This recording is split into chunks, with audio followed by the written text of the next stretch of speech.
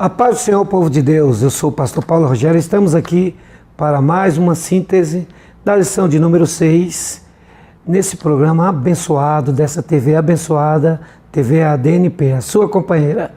E já estaremos de volta, aguarde só um pouquinho, um breve comercial. Amém, povo de Deus?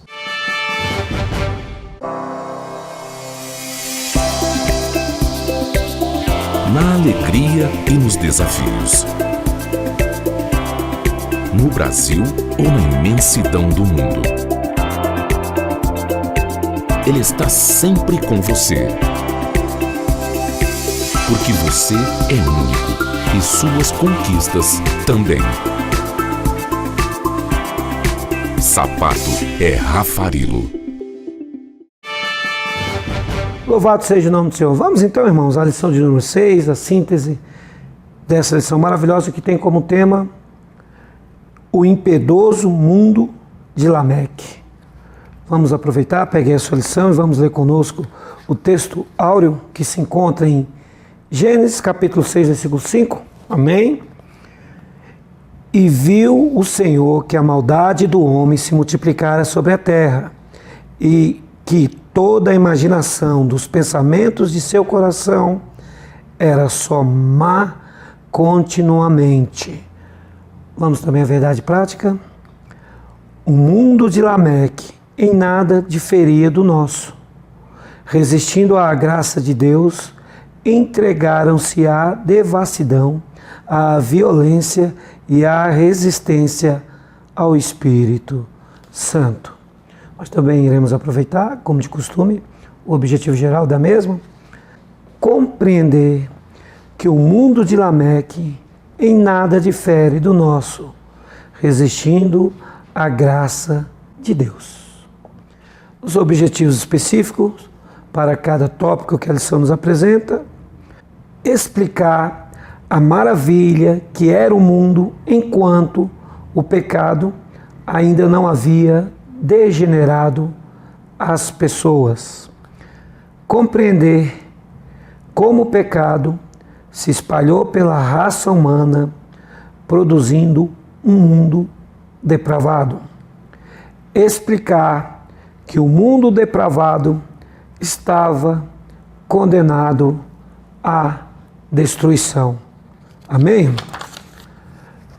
Eu gostaria, para nós fazermos uma aplicação mais analítica da lição, de ler o texto que a lição sugere em Gênesis 6, do versículo 1 ao 8. Amém? Para nós podermos avaliar assim cada tópico com a ajuda desses versículos. Vamos lá, Gênesis 6, do 1 ao 8. Você não precisa abrir sua Bíblia, está aí na sua lição. Versículo 1 diz: E aconteceu que, como os homens começaram a multiplicar-se sobre a face da terra, e lhes nasceram filhas. Viram os filhos de Deus que as filhas dos homens eram formosas e tomaram para si mulheres de todas as que escolheram. Versículo 3: Então disse o Senhor: Não contenderá o meu espírito para sempre com o homem, porque ele também é carne, porém os seus dias serão 120 anos. Havia naqueles dias gigantes na terra, e também depois, quando os filhos de Deus entraram às filhas dos homens, e delas geraram filhos. E estes eram os valentes que houve na antiguidade, os varões de fama. E viu o Senhor que a maldade do homem se multiplicara sobre a terra, e que toda a imaginação dos pensamentos do seu coração era só má continuamente. Versículo 6: Então arrependeu-se o Senhor de haver feito o homem sobre a terra, e pesou-lhe em seu coração. E disse o Senhor: Destruirei sobre a face da terra o homem que criei, desde o homem até o animal, até o réptil e até as aves dos céus, porque me arrependo de os haver feito. Versículo 8: Noé, porém, achou graça aos olhos do Senhor. Texto maravilhoso, né, meus amados irmãos? aproveitar o ponto central para nós fazermos a introdução. Deus julga a maldade do mundo de Lameque. Aleluia. Meus queridos e amados irmãos, com a entrada do pecado no mundo através de Adão, o texto teológico nos declara isso, a parte teológica das Escrituras, a corrupção humana se alastrou e com certeza abrangeu toda a humanidade. Nosso Deus é um Deus santo e não poderia suportar esse pecado. A sua santidade exigia que ele anunciasse então o juízo para a humanidade. Há um hino que diz que o nosso Deus é santo, porque o trono é santo e quem não for santo lá no céu não vai entrar. Deus ama um homem e está constantemente pronto a lhe oferecer a sua misericórdia, mas muitas das vezes os homens endurecem o coração para Deus. O Senhor aqui, nesse período, levantou Noé, homem justo, e sua família, para construir a arca e anunciar assim o juízo que viria da parte de Deus, se o povo não se arrependesse. Noé pregou durante muito tempo e ninguém deu ouvido à sua pregação.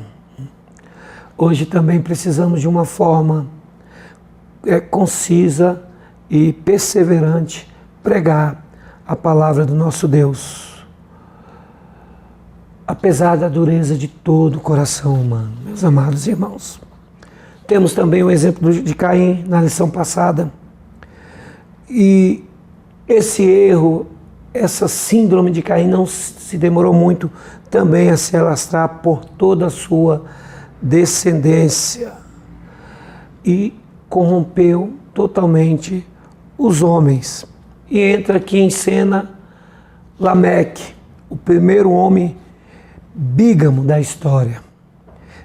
Ele viria de uma maneira grande a influenciar com o seu coração perverso toda uma geração.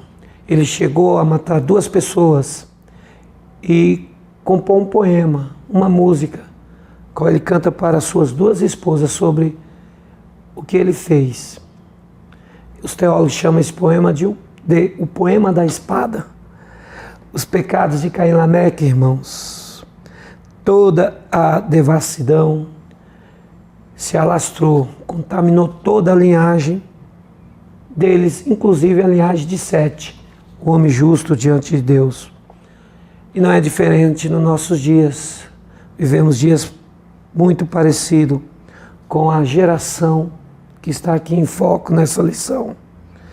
E não há uma geração tão corrupta como essa dos dias atuais. Entretanto, irmãos, devemos estar firmes no propósito de Deus. Porque Lameque aqui, com a sua vanglória de ter cometido atos absurdos contra Deus, ele é o símbolo perfeito da depravação que o mundo vivia nessa época. Isso me faz lembrar um ícone, considerado assim da geração dos anos 80 e 90 para a juventude. Ao compor uma letra e uma música, ele faz a música perfeição e ele começa dizendo assim: vamos celebrar a estupidez humana, a estupidez de todas as nações, o meu país com suas cojas de assassinos, covardes, estrupadores e ladrões. E ele vai discorrendo sobre várias coisas absurdas que acontecem no mundo de hoje. Ele é uma pessoa totalmente sem a visão de Deus, mas que consegue entender que essa geração é corrupta. Fala das crianças sem escola, da corrupção na política, da depravação do homem, e ele pede para celebrar isso tudo com festa, velório e caixão. Lembra muito o que Lameque fez aqui. Amém? Vamos então lá ao primeiro tópico dessa lição, que é um mundo ainda maravilhoso. Apesar da queda, o mundo antediluviano era farto, tinha uma ecologia perfeita e uma tecnologia considerável. O primeiro subtópico fala sobre a fartura de pão. A terra, embora amaldiçoada, ela era fértil e não retinha nada, a primeira civilização. Havia um privilégio dessa civilização aqui nesse mundo de Lameque. Isso me faz lembrar da carta de Pero Vaz de Caminha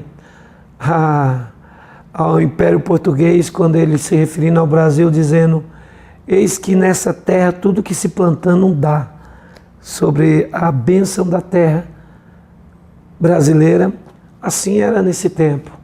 A terra tinha sua fartura, tanto é que Jesus, em Mateus 24, versículo 38 e 39, ele vai dizer que nessa época se comiam e se bebiam.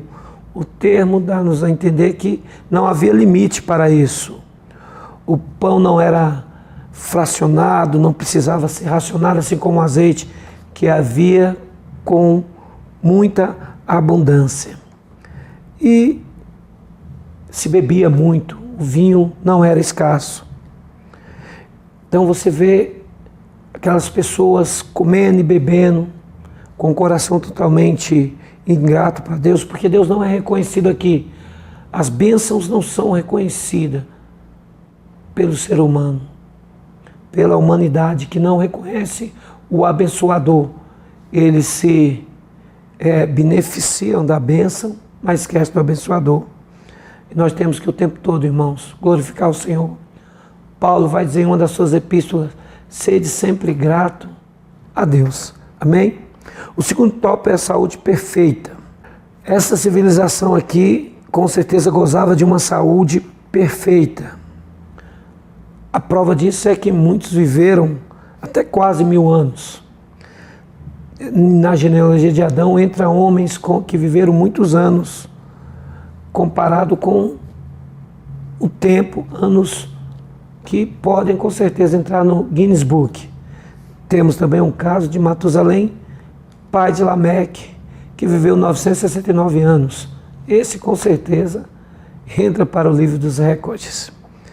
E você imagina uma pessoa nessa época totalmente corrompida, sem nenhuma dedicação a Deus, vivendo 300, 400 anos, 900.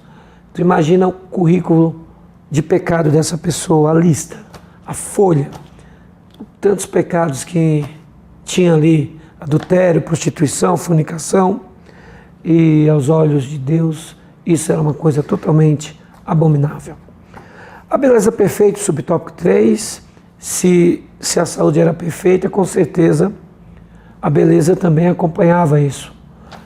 Quando se tem saúde, com certeza consegue-se ser mais belo, podemos assim dizer. Isso é tão fato que em Gênesis 1:2 nós percebemos a formosura das filhas de Lameque, que encantaram os homens e conseguiram corromper até mesmo os filhos de Sete, que imitaram a bigamia de Lameque e assim se tornaram homens ingratos, incorrigíveis. Amém? Vamos aí ao quarto subtópico: tecnologia avançada. Se havia saúde perfeita, a terra não negava o fruto, a beleza também, e tanto se comer e se beber, viver nos prazeres e deleites da carne. Esses séculos aqui foram marcados pela falta de ética moral e espiritual do povo, totalmente corrompido. A libertinagem corria solta aqui. E a tecnologia no mundo de Lameque, ela era surpreendente. Muitos avanços tecnológicos. A se começar mesmo que Adão ainda vivia como Tubal-Caim, se mostrou como um excelente metalúrgico. Fora as outras áreas que eram desenvolvidas com inteligência considerável.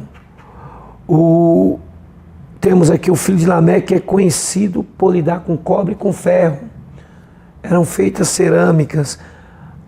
Há de ver pelo caso de se construir uma arca, que a engenharia avançada, também contemporânea a isso, a Torre de Babel, podemos perceber então que a tecnologia e a inteligência humana era bem avançada para essa época. Vamos à síntese do tópico primeiro. Apesar da queda, o mundo antediluviano ainda era maravilhoso. Era uma benção viver naquela época. E os homens não reconheciam a Deus por isso. Amém? Vamos aí para o segundo tópico. Um mundo totalmente depravado. Um mundo totalmente depravado. O mundo de Lameque era ingrato, cruel, se rebelou contra o Senhor, sem medir esforços. Seus descendentes cometeram os pecados mais abomináveis e execráveis que podia acontecer. Temos aí o primeiro subtópico, que é a devassidão sexual. Você imagina o contexto. Lameque e toda a descendência de Adão se corrompendo e se praticamente degenerando a família. Os pecados sexuais aqui se tornaram uma prática normal. Não havia limites à fornicação, ao adultério, à prostituição, à libertinagem. Com certeza eram coisas comuns naquela época, que até mesmo novamente os descendentes de Sete fizeram parte desse contexto leviano e se corromperam totalmente. Que isso chegou a Deus como ofensa.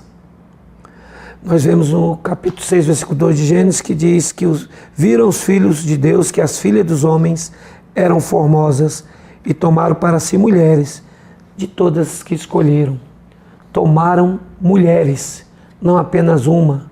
E nessa orgia, nessa perversão, com certeza muitos casamentos eram dissolutos por essa prática.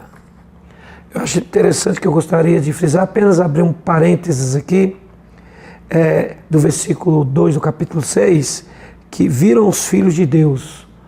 Aqui entra uma parte da teologia sistemática, muitos teólogos estudam isso na área da angelologia, de que esses filhos de Deus, a tradução é a mesma usada no livro de Jó, seriam anjos caídos, os néfilins, que vieram e possuíram as mulheres da terra. Claro que isso dá muito pano para manga, é uma área teológica em que não se dá para estudar nem mesmo nessa lição, na sala de aula, que abrange muito estudo, mas eu só quero fechar parênteses para lembrar disso para vocês, né? O texto original aqui também pode indicar que a palavra néfile, caídos, que é exatamente aplicada ao homem. O homem caiu de tal maneira que o termo aqui é caídos, totalmente prostrados aos pecados. Amém? Vamos aí ao segundo subtópico: violência sem limites. Se a área sexual tomou de conta a devassidão, não era de se esperar que também os excessos na violência aconteceria. Temos o caso do próprio Lameque, que matou 2 jovens e se vangloriou desse ato, fazendo assim uma canção. Os assassinos daquela época eram considerados como heróis, homem de fama, como diz o texto. Naquela época havia gigantes na terra e esses gigantes possuíram as filhas dos homens e geraram filhos. E foi uma descendência valente, mas também violenta, como está em Gênesis capítulo 6, versículo 4. Totalmente violenta, não poupava vida. Qualquer coisa era motivo de morte. Agora, irmãos, aplicando e para os dias de hoje, não é diferente. Há pessoas morrendo por aí por causa de R$5. Não se valoriza mais a vida humana. A vida humana perdeu o valor totalmente. A violência está estampada nos jornais, A violência está inerente à sociedade, felizmente. As pessoas não pensam duas vezes em defraudar, assassinar de todas as formas o seu próximo. Assim como foi naquele tempo, está havendo isso em nosso tempo também. Ok, vamos aí o subtópico 3, resistência à graça divina. Irmãos, a corrupção estava generalizada mesmo. E o Senhor chegou a dizer em Gênesis capítulo 6, versículo 3, não contenderá o meu espírito para sempre com o homem, porque o homem estava sendo rebelde à graça de Deus. Isso me faz lembrar o apóstolo Paulo, quando escreve a sua epístola ao jovem pastor Tito, capítulo 2, versículo 11, ele vai dizer que a graça de Deus foi manifestada para a salvação de todos os homens. Também o apóstolo Pedro escreve na sua segunda epístola, capítulo 3, a partir do versículo 8, ele vai dizer, meus amados irmãos, não ignoreis uma coisa, que um dia para o Senhor é como 1000 anos e 1000 anos como um dia. O Senhor não retarda a sua promessa, embora muitos a tempo tardia. Muito pelo contrário, Ele é longânimo, não querendo que alguns se percam, mas que todos venham ao pleno conhecimento da salvação pela graça de Deus. Então aqui, essa civilização estava resistindo à graça, contendendo com Deus, contendendo com o Espírito Santo de Deus, totalmente abraçando um escudo da resistência. O iceberg se tornou o coração e resistiram à graça de Deus, que é perfeita e infalível. E isso, com certeza, foi uma afronta diante de Deus. Então vem um juízo iminente de Deus para essa geração. Amém? Vamos à síntese do tópico 2. A maldade crescia cada dia e as pessoas iam se tornando totalmente depravadas. Amém? Vamos aí ao terceiro tópico. Um mundo condenado à destruição. Noé, a Bíblia diz que ele achou graça diante de Deus. E quão maravilhoso é quando nós achamos Deus nos agracia com a sua graça, sua vontade e a sua misericórdia. Deus levantou Noé como pregoeiro da justiça, e Noé assim pregou. Mas a geração não se curvou aos apelos divinos, como acontece nos dias de hoje, em que eles não dão ouvido à voz de Deus. Também naquela época não deram. E acontece isso também, o profeta Jonas teve uma coisa diferente, quando os ninivitas ouviram a pregação e se arrependeram. Mas aqui o primeiro subtópico fala da pregação de Noé. Como Deus levantou Noé, Noé cumpriu um longo e, por que não dizer, penoso ministério, como está em 2 Pedro, capítulo 2, versículo 5. Ele construiu a arca, mas também declarava a necessidade do arrependimento e da busca a Deus. E pelos cálculos do texto bíblico, concluímos que Noé foi pregoeiro durante 120 anos. Se em Gênesis tem um homem que viveu mais tempo de todos, também tem aquele que teve o ministério mais durável de todos, que é o ministério profético de Noé, de pregador, pregoeiro da justiça. Ele pregava sim com a sua voz, mas a sua voz declarava as suas obras. Noé não pregava uma coisa e vivia outra, não. Ele pregava o que vivia. E a própria construção da arca já foi sim uma ilustração da sua pregação eloquente. Amém? Vamos aí ao segundo subtópico. Uma geração corrompida. Deus levantou Noé para pregar para uma geração sem princípios e sem valores. Os contemporâneos de Noé assim o eram, de tal forma que a depravação era um costume, já virou cotidiano. Mas o Senhor levantou Noé, assim como hoje o Senhor nos levanta, como o apóstolo Paulo disse ao jovem pastor Timóteo, que pregue a palavra, quer em tempo, quer fora de tempo, que redarga, que exorte, que doutrine, que a palavra seja pregada para o arrependimento. Assim foi nos tempos de Noé também. Ele se levantou como pregador de Deus e o Senhor disse que o fim de toda a carne é vindo perante a sua face. E o Senhor declara em Mateus capítulo 24, dizendo que como nos dias de Noé, come-se, bebe, casam e se dão em casamento. A sensualidade totalmente como parâmetro do povo, dos indivíduos, como foi naquele tempo, assim o é. Vivem, e muitos hoje vivem também como se não houvesse a Deus. A aplicação que nós fazemos dessa aula é essa. Assim como os descendentes desse contexto da lição, esse tempo do capítulo 4, capítulo 6 durou aproximadamente 1500 anos. Nós vemos as genealogias, a descendência de todos aqui, de Caim, de Sete, de Lameque. Nós podemos perceber também que como há uma simbologia daqueles dias para os dias de hoje, no que diz respeito à depravação, também há com o que diz respeito à santidade. Um desses descendentes é Enoque. A Bíblia diz que ele andou com Deus de tal forma que Deus o tomou para si. Isso é a simbologia, a tipologia da igreja nos dias de depravação que está aí.